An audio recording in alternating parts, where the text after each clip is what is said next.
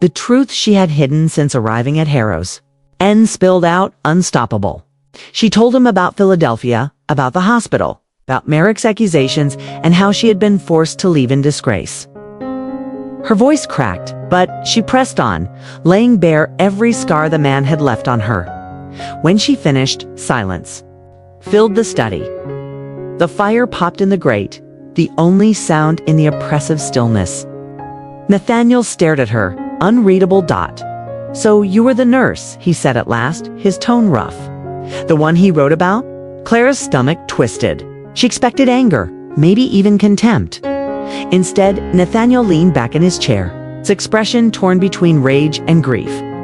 "I thought I hated him for what he did to my sister," Nathaniel murmured, almost to himself.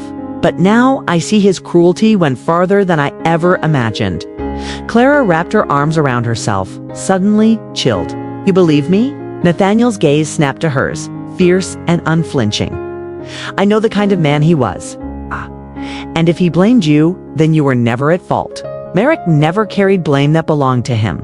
Relief broke over Clara like a wave, but it was tangled with fear. She had trusted him with the truth, yet now she wondered, what did this bond mean? Their lives, once separate, were now joined by the same scar, the same man who had stolen so much from both of them. Nathaniel rose, crossing the space between them. For the first time, Clara noticed how weary he looked, as though years of bitterness had carved deep lines into his face. He stopped just short of her, his voice low. "You and I, we carry the same ghost. But tell me, Clara," his eyes searched hers, storm gray and unyielding, "do you seek vengeance or forgiveness?" The question struck her deeper than any confession. She thought of all the nights she had cursed Merrick's name, all the hours she had replayed her downfall, longing for justice. And yet, standing here, staring at a man who bore the same pain, she wondered if vengeance would ever heal them more, only chain them to the past forever. Clara had no answer. Not yet. That night, long after Nathaniel had left her alone in the study, Clara sat with the journal on her lap. She stared at her name scrawled in Merrick's damning hand, then slowly turned the page.